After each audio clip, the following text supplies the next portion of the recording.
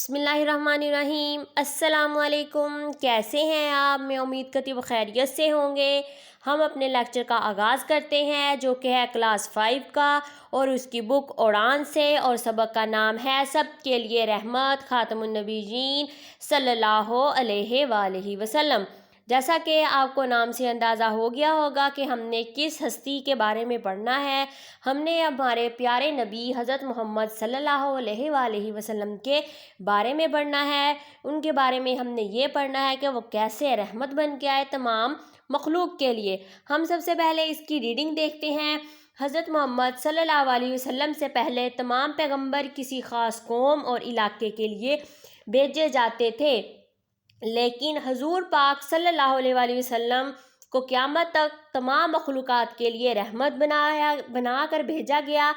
آپ کی تعلیمات رحمت اور کرم ساری مخلوقات کے لیے ہے۔ اپنی رحمت کی چادر تلے آپ نے امیر و غریب، مرد و عورت، کافر و مسلم، آقا و غلام، حتیٰ کہ چرند پرند، حیوانات و نباتات تک کو جگہ دی، یعنی کہ آپ صلی اللہ علیہ وسلم کی زندگی تمام مخلوقات کے لیے ایک رحمت ہے۔ یہ نہیں کہ وہ ایک مخلوق کے لیے، نہ صرف انسانوں کے لیے بلکہ چرند پرند، جانور، حیوانات، نباتات یعنی کہ درختوں اور دوسرے پیڑ پودوں کے لیے بھی آپ کی زندگی ایک رحمت ہے۔ آپ صلی اللہ علیہ وسلم نے کفار مکہ کے بے انتہا ظلم و ستم برداشت کیے، اپنا گھر بار چھوڑ کر رات کے اندھیرے میں ہجرت کرنا پڑی تھی۔ یہ لوگ بڑے بڑے لشکر لے کے مدینہ پر چڑھائی کرتے رہے تھے، یہاں تک کہ آپ کے سکے چچا کو شہید کر ڈالا تھا، مگر آپ نے فتح مکہ کے دن بدلہ لینے کی طاقت کے باوجود سب کو معاف کر دیا، یعنی کہ آپ صلی اللہ علیہ وسلم کی ذات مبارکہ سب کے لیے اتنی رحمت والی تھی کہ آپ کے پاس طاقت ہونے کے باوجود ان لوگوں کو آپ نے معاف کیا جنہوں نے آپ کے چچا کو بھی شہید کیا اور آپ پر بہت ظلم و ستم کی ہے، اور آپ کو رات کے اندھیرے میں ایک جگہ سے دوسری جگہ جانا پڑا، یعنی کہ اپنا گھر بار چھوڑ کر ہجرت کرنا پڑی۔ آپ صلی اللہ علیہ وسلم طائف والوں کو اسلام کی دعوت دینے تشریف لے گئے تو انہوں نے اپنے سردار کے کہنے پر آپ پر پتھر برسائے، جس سے آپ کے پاؤں مبارک لہو لہان ہو گئے۔ ایسے میں حضرت جبرائیل علیہ السلام پہاڑوں کا انتظام کرنے والے فرشتے کے ساتھ آئے اور عرض کی کہ اے آپ صلی اللہ علیہ وسلم، حکم دے تو یہ فرشتہ طائف کی وادی کو دو پہاڑوں کے درمیان میں پیس کر رکھ دے۔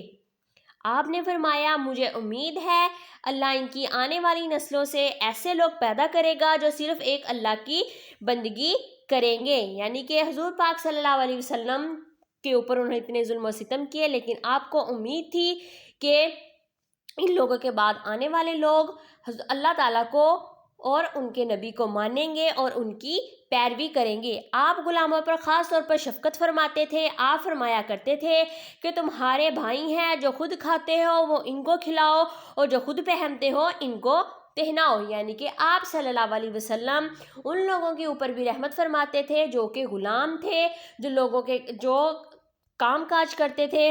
تو آپ صلی اللہ علیہ وسلم نے کہا جو تم خود کھاتے ہو ان کو وہی کھلاؤ، نہ کہ ان کو حقیر جانو، ان کو وہ کچھ نہ دو جو تم اپنے گھر میں کھاتے اور پہنتے ہو۔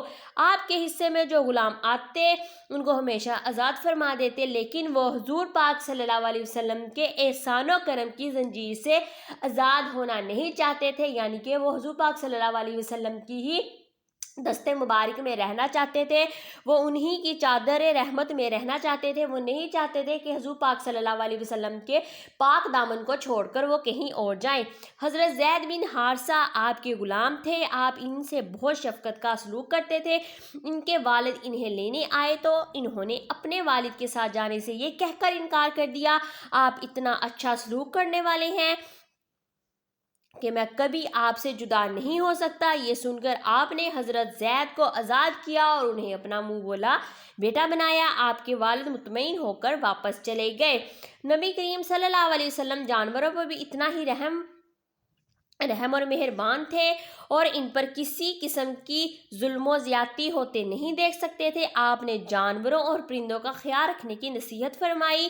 ایک مرتبہ نبی کریم صلی اللہ علیہ وسلم اپنے ساتھیوں کے ساتھ سفر کر رہے تھے۔ ایک جگہ پہنچ کر سب کچھ وقت کے لیے رکے۔ تھوڑی دیر بعد آپ نے دیکھا ایک چڑیا مسلسل چوں چوں کر رہی ہے۔ آپ نے اپنے ساتھیوں سے پوچھا اس چڑیا کو کیا ہوا؟ ساتھیوں نے بتایا کہ فلاں شخص نے اس چڑیا کے گھونسلے سے اس کے بچے اٹھا لیے۔ آپ نے اس شخص کو بلایا اور حکم دیا کہ فوراً بچے چڑیا کے گھونسلے میں رکھ دے۔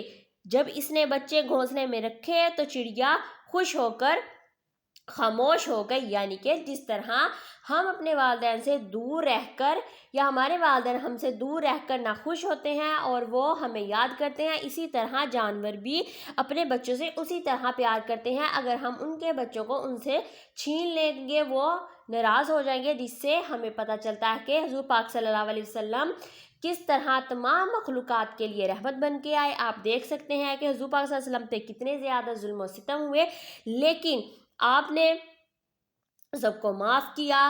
آپ نے سب کو معاف کیا۔ آپ غلاموں پر شفقت کرتے تھے۔ آپ جانوروں کے لیے کس طرح رحمت بن کے آئے اور کس طرح انہوں نے حکم دے کر اس چڑیا کو خوش کیا۔ تو یہ سچ ہے کہ آپ کو تمام جہانوں کے لیے رحمت بنا کر بھیجا گیا۔ اللہ تعالیٰ نے قرآن مجید میں اپنی صفت رب العالمین، رب مطلب پالنے والا، عالمین تمام جہانوں کا، یعنی کہ رب العالمین تمام جہانوں کا پالنے والا بیان فرمائی ہے، اور اپنے پیارے رسول کی صفت رحمت للعالمین بیان فرمائی ہے، یعنی کہ تمام جہانوں کے لیے رحمت۔